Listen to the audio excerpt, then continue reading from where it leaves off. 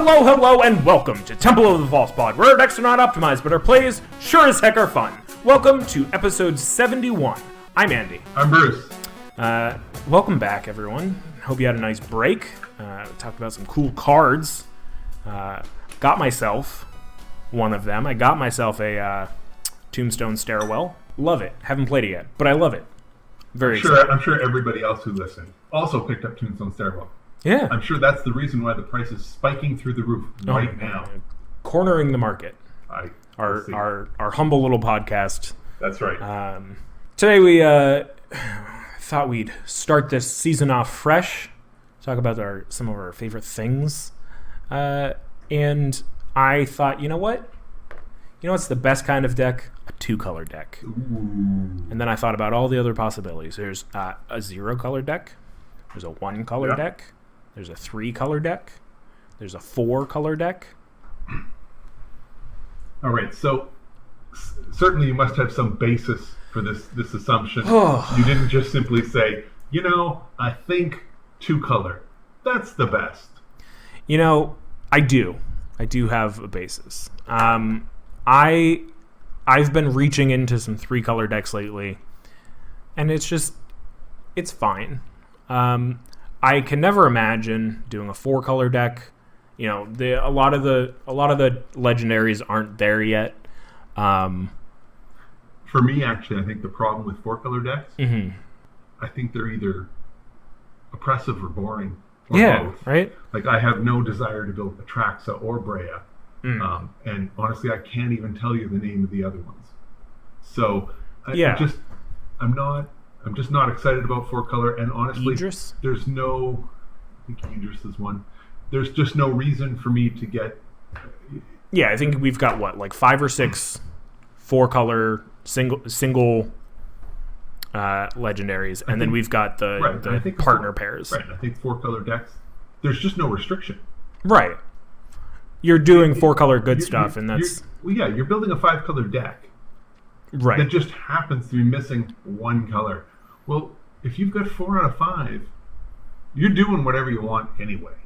Yeah. You're looking at your deck that you have a pile of cards, and you're like, you know what, I already have the least of this color. I mean, obviously, I'm exaggerating to make a point, but, it kind of goes the same with 5-color. Obviously, with 5-color, there's no restriction, unless you're building Cody, but that's different. And with 5-color, I've seen time and time again, and this is kind of, I don't want to bring up Golos, but a lot of the Golos decks were just 5-color good stuff.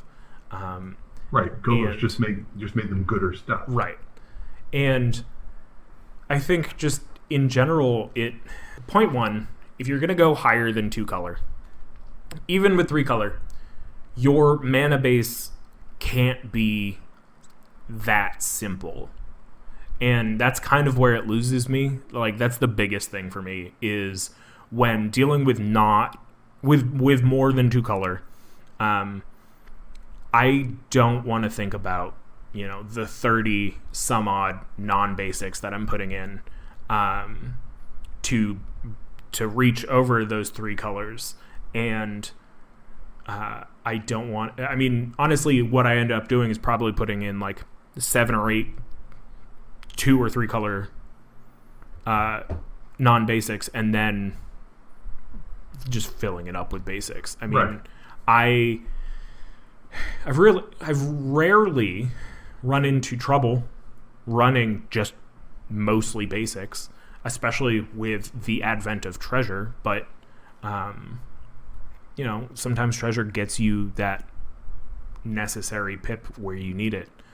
But going over 3-color it just seems so stressful for me. You're dedicating so much of what your deck wants to do to fixing rather than ramping. See, and for me, less so.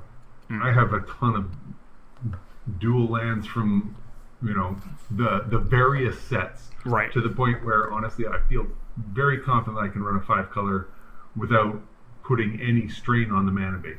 Yeah, that's where I think I'm at. To me, though, building a 4 or 5-color deck it's not building around a commander. At that point, it's I've got this cool idea, but it needs a lot of different colored cards to make it happen. Mm-hmm. Like if I'm going to build a 5-color deck, I want to build something that's cool and funky and that has interactions that need particular cards. Yeah. Great. In that case, then your commander is just an add-on. It's like, okay, so what are you trying to do with your deck? It's this. Okay, well, then of the available 5-color commanders, I think this one might be the best one to help supplement that in some way. It's not about, if I'm building a 5-color deck, I'm not going to go look for the commander and then build down from there. I'm going to reverse it. And honestly, I'm just not... It takes a lot of the character out of the deck. You've got things like Idris, which, Cascade, very cool. There are a lot of interesting things you can do with that deck, but from a grander scope, they end up doing a lot of the same thing. Same thing with Atraxa, same thing with the one you had just said. Brea. Going up to 5-color, it's even more so. You've got certain cards that you're more inclined to play. Your Smothering Tides, your other staple. You've got cards that in the grander meta seem to show up more and more because they fit certain niches that you kind of need or just see more play. And so when you add that 5th color, the slots that you have for cards that don't fit those slots decreases. So when you play more colors, the less choice you have about what you're putting in your deck. If you're even not fully optimizing your deck, but just kind of being baseline. Well, you can just choose the best card. Right. For it. Whereas if you're... Well, okay, that's not fair. You choose the best card available for it, and then you're choosing the next best, and the next best, and the next best. Yeah. And that top 4 may variably spread over 3 colors. Well, if you're only building fewer color decks, then you got to dig deeper into that well. Maybe you are still taking the first card because it's in the color that you're running, but the second, the third, and the fourth choices are bound to not be as good as they would be if you were running all 5 colors, because you're just simply choosing the best option. Yeah. Whereas if you're sticking with one or 2 colors, you're going to have to dig a lot deeper to find cards that do that. Yeah. And I think it's interesting too, because this can even be extrapolated through 3 colors, where I think 3 colors is more of a sweet spot than 4 or 5. But I think that the restriction that 2 colors puts on you is a nicer, it gives a bit more of a personal touch to the deck than being I wish, for example, my Lelia deck is a 1-color deck. Then it does a very similar thing to Prosper, which is a 2-color deck. Prosper wants you to exile things and then play things from exile. Right. With Commander Legends Battle for Baldur's Gate, one of the commander decks is a green-red play things from exile deck. Now, part of me is I could combine those 3 colors and have this play from exile deck, red, green, and black. John, cool. But then you just end up finding every card that does that thing that would be super prime for that thing, and then having to find a commander to back it up. It's kind of a similar thing with your 5-color idea, but I don't know. The thing that I would have to find with a 3-color deck is I want to find the commander first, obviously. This is the thing that I want to do when I'm building any commander deck, is start with the commander that does the thing that you want it to do. try to build around that and then kind of even it out so that it's not solely leaning on your commander. My Lelia deck very much leans on my commander. I've got enough things in the deck to smooth that out so that, either give her protection or ramped crazy so that I can just continue to play her and she has haste and great. For me, I mean, part of the reason that I don't know if I like it more than 2-color. I feel like the commanders in 3 colors are more varied. Too many times I feel like a 2-color commander gets slotted into a very specific, a lot of commanders do whatever that particular guild does. So it can get kind of rote. You end up having to dig to find somebody who does something a little different in 2-color to make that work. Whereas 3-color, there isn't quite that homogeneity in those commanders. Now, I say that, and you'll be hard pressed to find a Mardu commander that is, that does something different from the other Mardu commanders. But right. I look at, I think about some of the 3-color decks that I've built, and I feel like they're sort of, they do something that is just kind of different for that color. And when you're talking about Queen Marchesa, I mean, she's Mardu and she does something a little different than most Mardu decks. And Marchesa the Black Rose, and I've got a couple other I think colors. I think they do something a little different, and I like that setup. I think Wizards definitely. I mean, so like I think with 3 colors, a lot of the legendaries do kind of open up to a bit more vague idea of what they want their deck to do, which kind of gives you a bit of wiggle room to give it a bit of personality. But it's interesting too because, I mean, like you said, Mardu generally wants to do a very specific thing. Abzan wants to do a very specific thing. Tokens, counters, etc. And I think the more we're seeing these 3-color legendaries printed, the more you realize, the more you see Wizards kind of leaning on certain 3-color combos than others, which is... They are going to start going that route. Right. That's a given. But they're not there yet. Right. I don't feel. I still feel like I get a little bit of variety between those colors. Something else I like with the 3-color, and I don't really know if you even want to call it 3-color, it's when you've got partners that make your deck 3 colors, because realistically it's kind of, to me, partners very much are the idea of, check out my 2-color deck and I got this bonus color. Especially with the single color the single color partners. The single color partners from Commander Legends, they very much are like, oh, I just wanted to add this color to this commander type of thing. And to me, those feel like, I have this great 2-color deck that I've been using for a long time. Wouldn't it be nice and spicy if I could add a third, add a third color to the mix to do something a little bit different, or to have access to a different set of creatures or something along that line. And so it, so technically it's a 3-color deck, but in practice it's a 2-color deck that you've now just sort of buffed up. Yeah. You really, the targets and everything you've done, it doesn't really change. You've just bumped up the color by 1, just to add a little more variety in. Yeah. I think with 3-color, what's interesting is that obviously building the mana base is a bit more complicated.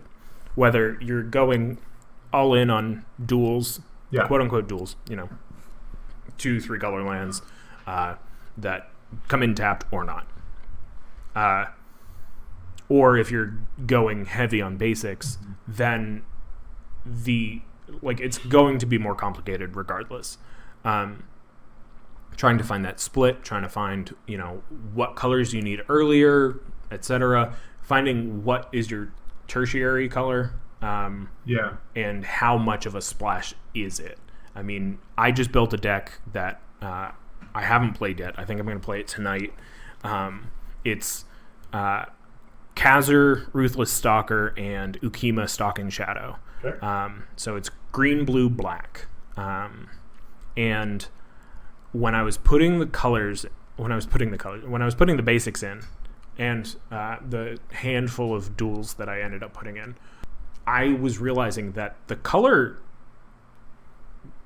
spread was very even. Okay. Very, very even amount of pips across all cards in all colors, and it became very difficult to figure out. I've got. I think I ended up putting in about 30-ish basics, and I had to figure out, I can't just go 10, 10, and 10 because there are some colors that I want earlier in the game, even if it's a low cost. Evenly spread in the deck, if you're looking for a lot of, Because even to the point of I want to put in a little less black so that I can get that green and the red or the green and the blue early, so that because you've got your graveyard recursion, but you don't need that until late game or later game generally. Right. So you want less swamps, for instance. But beyond that, beyond putting the lands in the deck, you also have to figure out how you're going to mull. You can't just be like, oh, I've got one of each color, I'm good.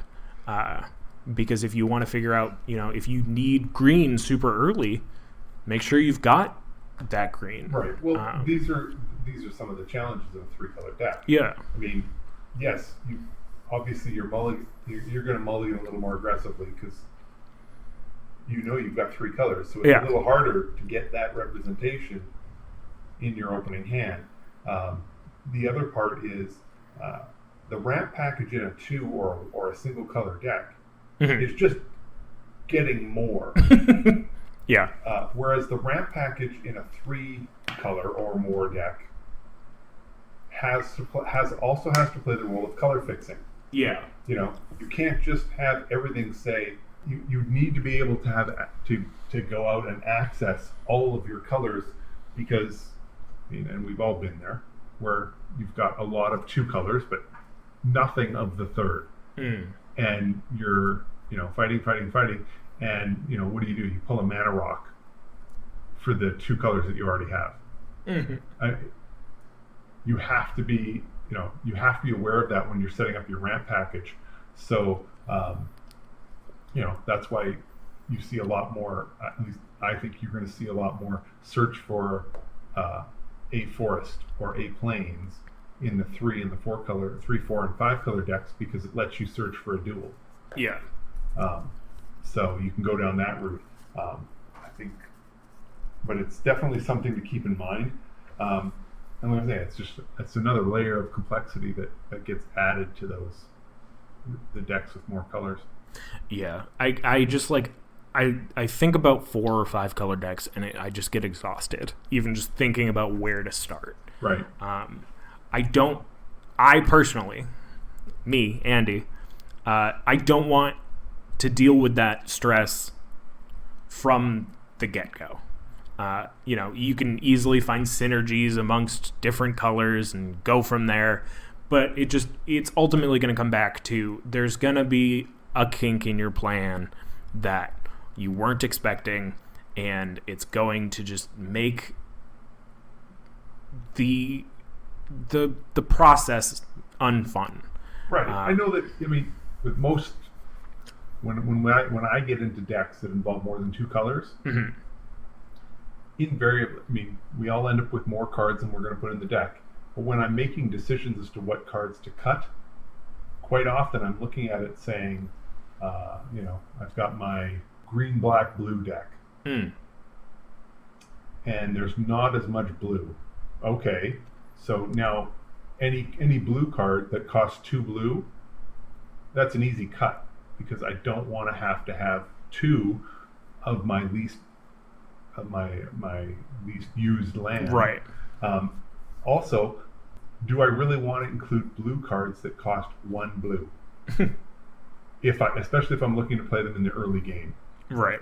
Because you're less likely to get that card. And these are things that I think about when I'm building the deck. So, it's one thing if your deck is primarily green-black with a splash of blue. Remember that it is a splash.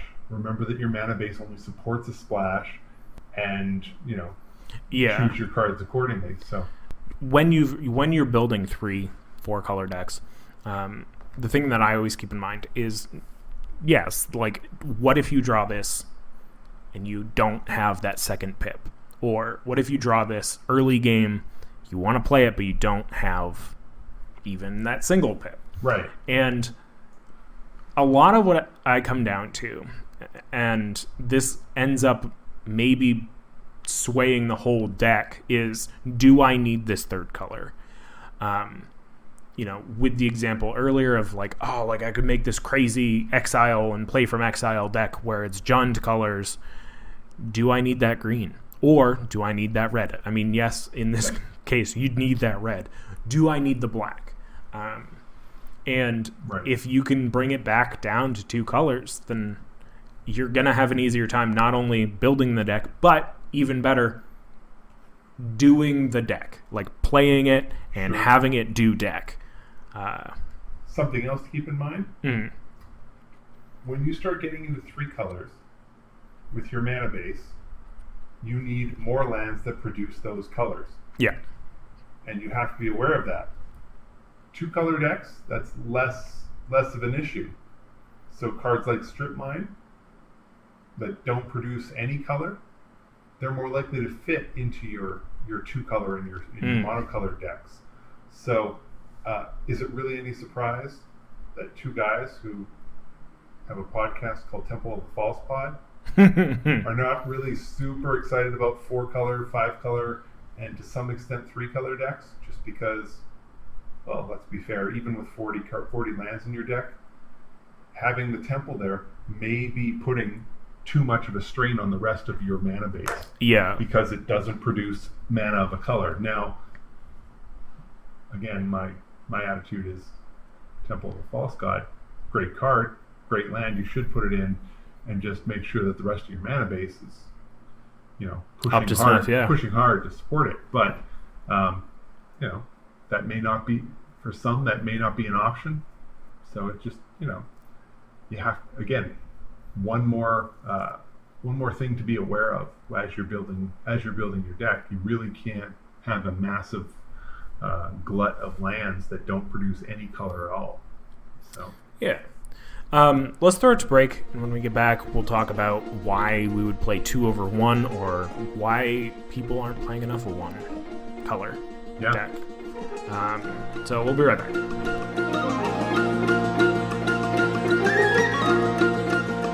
This episode of Temple of the False Spot is brought to you by the Tourism Bureau on the city of Ravnica. Come on down to the city of Ravnica and visit your favorite guilds. We've got 2 colors for you, whichever ones you want. From the bottom depths of the Golgari Swarm to the high up in the sky Azorius Senate. Everything you need right here in the city of Ravnica. And if you're lucky, you can have a delicious meal and show at the Cult of Rakdos. So book your tickets now on your closest Weatherlight and come to the city of Ravnica, where everything is twice as nice. See our living guild pact and live your best Gruul life. We're not responsible for any damages done when visiting the Cult of Rakdos or the Rogue Clan. And now back to you.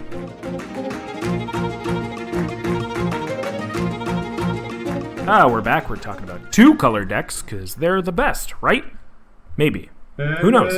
I don't think we've decided. I have not decided. We've talked about 3 color decks, 4 color decks, 5 color decks. 4 and 5, if you want to play them, go for it. It's just not our cup of tea. 3 is getting there, and I think they have a lot to offer. So we figured we'd start talking about 1 color decks in context of 2 color decks. So I mean, what I was thinking when I thought of this episode was like, it's easy it's easy to do a 2-color deck. There are so many 2-color legendaries out there. You can find something that you want to do and build from there. And that might just be because there is this ubiquity of 2-color legendaries. And I mean, the more I think about it, the more I realize too that not enough people are playing 1-color decks. Do you know how easy it is to build a mana base for a 1-color deck? The thing with the 1-color deck, Mm-hmm. while the mana base is significantly easier, Mm-hmm. the deck itself gets a lot harder. Just as, when you've got a 4-color, like I was saying before the break, when you've got the 4-color deck, Mm-hmm. how you're choosing the best cards in virtually all of Magic for whatever it is you're looking for. When you go down to 1-color, you are digging real deep, especially with some of the colors, to find cards that that do what you need to get done. I mean, it wasn't that long ago that finding card draw in white usually meant that you were digging into artifacts to get that card draw, or you were looking at something else. And even now, white is so much better in card draw, but they're so much better because of a very small handful of cards. Right. So do you want to build all of your mono white decks knowing that the default, that your deck could just be so much better if you had Smothering Tithe in it? Right. And I mean, honestly, and if you're not running it, then you start saying to yourself, okay, well, am I intentionally trying to run a lower powered deck? Because that's what you're doing. Right. And I think even with that too, like, because there are so few, from my aspect, I can't afford a Smothering Tithe for every white deck I have. I can't afford an Archaeomancer's map, whatever it is. Yeah. Master of Ceremonies is another one. Master of Ceremonies. I mean, there's you've got card draw, you've got ramp in this handful of cards that do it even just fairly well. Yeah. We're starting to see Knight of the White Orchid be not as top tier white ramp as it once was, because they are making these better cards, but there's so few of them that they're going to be expensive monetarily. And I think it is good that we're starting to see them. Mm-hmm. And I think in a few years, with any sort of real reprint, Smothering Tithe and the like will see a bit of drop in price. It will be more accessible. Yeah. Whether or not it will be a fairly priced card is not up to me. Not a thing that I want to get into, because we're not a finance podcast. But I think it just kind of goes to show that each color has its downfall. I mean, red still really can't deal with enchantments. Black still also kind of can't deal with enchantments. It's got a handful of cards. Yeah. But, those downfalls really start to show when you only have that one color. Right. Well, and those limitations, they're part of what I like about Monocolor. I don't necessarily want to build a deck that has every answer in it and has it in quantities that, say that, okay, if I don't already have it in hand, then I should find it in the next couple of turns. Right. I like having the greater restriction that a monocolor deck has. And I mean, half of the joy is finding cards that people have never seen, or when somebody has to reach across the table to say, can I see that? I mean, that's the best. That's part of knowing that I've built a successful deck is finding these cards that are still decent. Right. I'm not throwing chaff in there, and just because somebody doesn't know what it is. I want to find a card that people haven't seen in a long time that works with the deck. But and Monocolor lets you do that to some extent. better than a lot of other options because you don't have to dig as deep. Yeah, and I think too, in the same breath, like the idea that certain colors can't do anything, like certain things, allows you to not worry about like, oh, I have to take the whole table on with this deck. Right.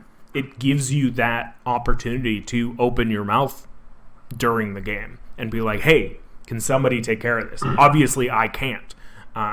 You know, while you've got the 2 and 3 color charms, those are very restrictive in like, well, I need the Rakdos charm in any color or in any deck that's got red and black type of thing. Yeah. Where, you know, if you're just playing red, you've got things that you know you can't do. So you stop worrying about not being able to do them, and you put more cards that are going to do deck. That it's going to follow the plan that your deck wants to do. And you get a little bit more wiggle room with being able to do the thing your commander wants to do. Right. Which I just really enjoy. You know, with red, you've got a handful of counterspells that should see play. You know, you've got your Tybalt's Trickery, you've got Red Elemental Blast. Red Elemental Blast? Yeah. That, you know, are great for countering counters. And they allow you to progress your own game. And playing with less colors means that your opponents will also know that you can't deal with certain threats, and allows you to open up to strategy to get your opponents to be somewhat on your side for the time being if you are facing a threat. And I love that about mono and 2 color decks. But I think like ultimately 2 color decks kind of wins out because you can splash that second color. You can go heavy on that second color and end up giving it a bit more personality where you wouldn't be able to with, you know, that's why so many people are like, oh, well, white is a great like helper color. It does great to help the deck along. But if you're going to have a mono white deck, for the reasons we've talked about, like there are certain things that you're going to find in the deck because white can only do so much in certain things. But obviously with more and more sets coming out and Wizards understanding that this is a problem, we're seeing more primary white cards, which is exciting, honestly. I still like the challenge of the monocolored deck. Oh, definitely. I think that there are, to me, you take a monocolored commander and then start building around it and looking, noting all of the spots where it's like, wow, this would be so much better if I could include card X. Right. That's the whole point. The deck doesn't, I don't think I want the deck to be that powerful in the first place. There's already plenty of power floating around, plenty of powerful cards floating around. I don't think we need to have decks that are ramped through the nines to be playing at our kitchen tables. Enjoy a lower powered effort, and then having said that, there are plenty of monocolored decks which have plenty of power because you are really focusing. You're moving in with laser focus on certain things. Because I know that there are plenty of mono green or mono black decks, and nobody's going to accuse at least some of them of not being powerful enough to be able to hang with a deck. Hang with a multicolored deck. Right. I think that there is a level of restriction with monocolor, definitely, but I think that most of those decks can work their way around it, and a lot of them have a lot of fun cards that you can use that most people aren't using to bring a little variety to your table, and I really like that. Yeah, absolutely. I think that it's as we start to wrap up, I think it's definitely it's a flip of the coin for me, honestly, of like if I prefer 2 or 1 color decks. I think the restriction and the creativity that you need to build a halfway decent monocolor deck. I mean, sure, you can throw a bunch of cards in a pile and voila. But like to build on those synergies that really make a deck shine requires some sort of creativity beyond being able to be like, oh, well, like I wish I could include this card, but it's two color or the second color. And, you know, throwing that away and figuring out like what in one color does that. It's exciting. It you know, it's where things like our Temple's Treasure episodes really come to shine, where it's like, oh, like you can find cards in one color that do this. Yes. You're just not looking hard enough. Sometimes maybe they don't exist, but, you know, give it a week and give it a week. There'll be a new setup. Yeah. We'll do it then. I think it's interesting because, you know, I'm trying to champion the monocolored deck. Right. But when push comes to shove, all I have to do is look at my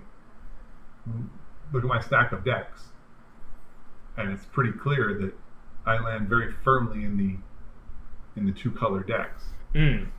Most of my decks are 2-color, and even the ones that aren't,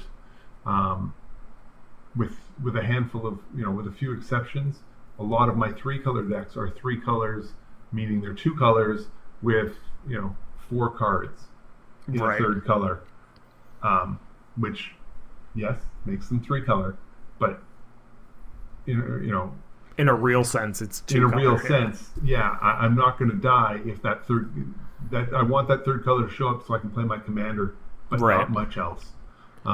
In which, I mean, you can just make treasure or something. Yeah, but I will say the monocolor decks that I build,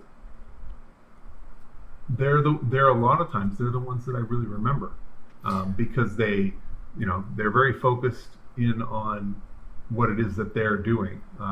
You know, I mean, for me, we've talked about my Nissa deck, and I had a Kalitas deck, and I've since pulled it apart.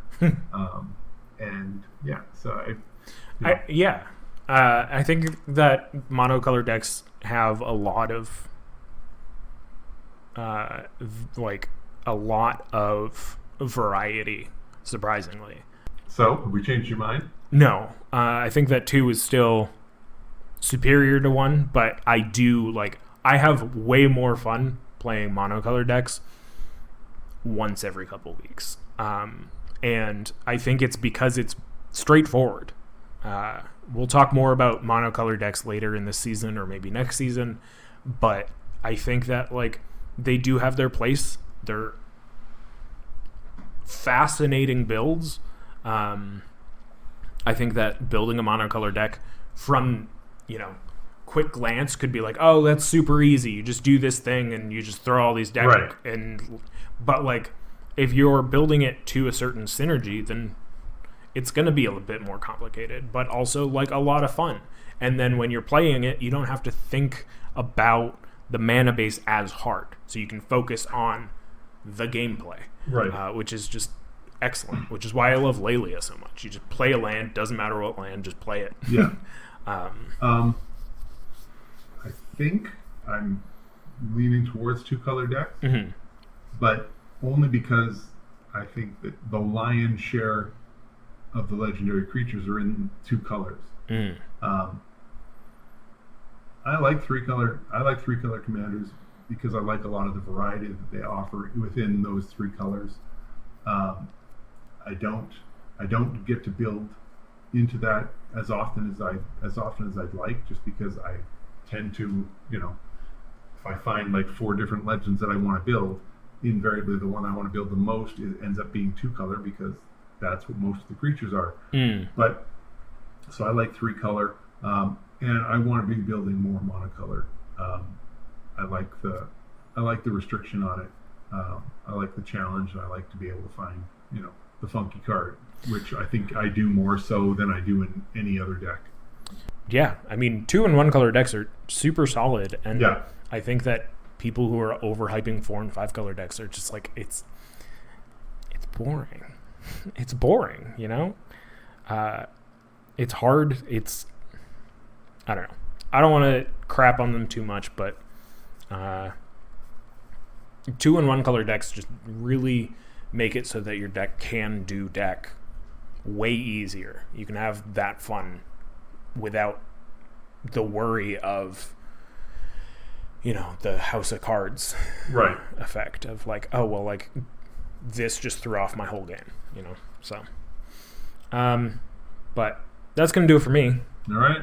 That's going to do it for us. Because we're Temple of Falspot. We're decks are not optimized. But our plays sure as heck are fun.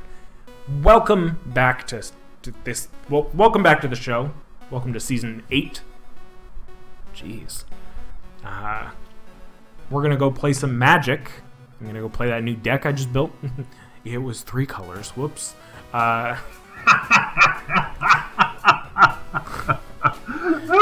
So I'll be thinking about that all night. Have a great night. Thank you again for listening. And may your 5th land be the temple. Bye. Wait. Before you go, I just wanted to say thank you for listening. You can reach out to us via email at falsepodmtg@gmail.com or on Twitter @falsepodmtg. Bruce is @manaburned, and I'm @AndyWeekend, though you'll definitely notice I use the podcast Twitter far more often. Now that we've got you here, make sure you subscribe, rate us on whatever podcast platform you use. It helps us out. It gets us more reach. Subscribe to us on our YouTube channel. Like a video there. Leave some comments for more casual enjoyment. Thank you so much for listening. We'll be back with some more timeless discussions about all things casual. So come hang out, and may your 5th land be the temple. Bye-bye. Should I do my best, Bruce? Bye!